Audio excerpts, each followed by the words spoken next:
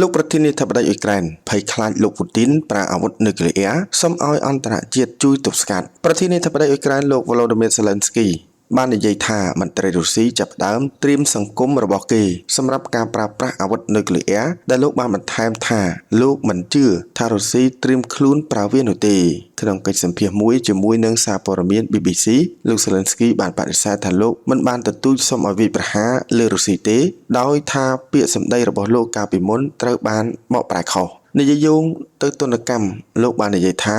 អ្នកត្រូវតែវាយបង្ក្រាបទុកជាមុនមិនមែនជាការវាយប្រហារដោយអាវុធនោះទេនៅប្រមាណសប្តាហ៍ចុងក្រោយនេះទាហានអ៊ុយក្រែនបានវាយដណ្ដើមយកមកវិញនៅទឹកដីធំៗក្នុងការវាយបកដ៏ជោគជ័យមួយដោយបានបង្ខំឲ្យទាហានរុស្ស៊ីបោះបង់ចោលទីតាំងឈើជើងដែលខ្លួនកាន់កាប់យូរមកហើយក្នុងអ្វីដែលពណ៌នាថាជាចម្លើយឆ្លើយតបរបស់រដ្ឋាភិបាលទីក្រុងមូស្គូចំពោះបរាជ័យរបស់ខ្លួនប្រធានាធិបតីរុស្ស៊ីលោក Vladimir Putin បានចុះហត្ថលេខាកាត់យកតំបន់4របស់អ៊ុយក្រែនដាក់ជាឧបសម្ព័ន្ធរបស់រុស្ស៊ីហើយបានប្រមានទុកថារុស្ស៊ីនឹងមិនខ្លាចប្រើអាវុធនុយក្លេអ៊ែរដើម្បីការពារវានោះទេ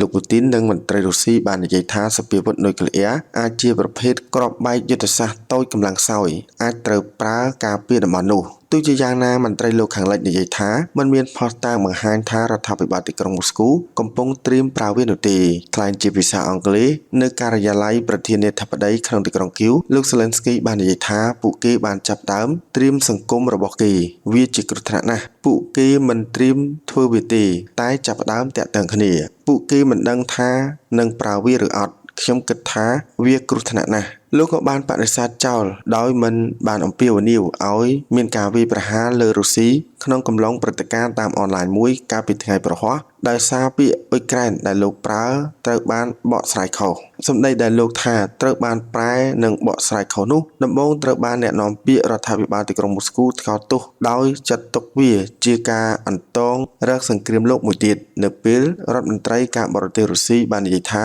វាបង្ហាញថាហេតុអ្វីបានជារុស្ស៊ីត្រឹមត្រូវក្នុងការចាប់ផ្ដើមប្រតិបត្តិការយោធារបស់ខ្លួននៅអ៊ុយក្រែនកិច្ចសម្ភាសន៍កើតឡើងតែប៉ុន្មានម៉ោងបន្ទាប់ពីប្រធានាធិបតីអាមេរិកបាននិយាយថាការគំរាមរបស់រុស្ស៊ីក្នុងការប្រើប្រាស់អាវុធនុយក្លេអ៊ែរនាំពិភពលោកចូលគៀកសង្គ្រាមនុយក្លេអ៊ែររវាងសភាវៈល្អនិងសភាវៈអាក្រក់កាន់តែមែនតែនហើយចាប់តាំងពីវិបត្តិកំជ្រួចគុយបាក្នុងកំឡុងសង្គ្រាមត្រជាក់ប្រធានាធិបតីអ៊ុយក្រែនបាននិយាយថាត្រូវតែមានចំណាត់ការនៅពេលនេះឥឡូវនៅពេលការគំរាមរបស់រុស្ស៊ីជាហានិភ័យរបស់ផែនដីទាំងមូលពិភពលោកអាចបញ្ឈប់សកម្មភាពរបស់ជនឈ្លានពានរុស្ស៊ីជាបន្ទាន់ដោយពិភពលោកអាចអនុវត្តទណ្ឌកម្មជាកញ្ចប់និងធ្វើអ្វីដែលខ្លួនអាចធ្វើបានដើម្បីឲ្យទាហានរុស្ស៊ីចាក់ចេញពីរោងចក្រអគ្គិសនីដើរដោយថាមពលនុយក្លេអ៊ែរZaporizhzhia សូមបញ្ជាក់ថាអ្វីដែលអ៊ុយក្រែនបានលើកឡើងនេះគឺដោយសារតែរុស្ស៊ីអាចនឹងប្រើប្រាស់ក្បាលគ្រាប់នុយក្លេអ៊ែរប្រភេទតូចដែលបាញ់ចេញពីកំភ្លើងធំដូចជាកំភ្លើង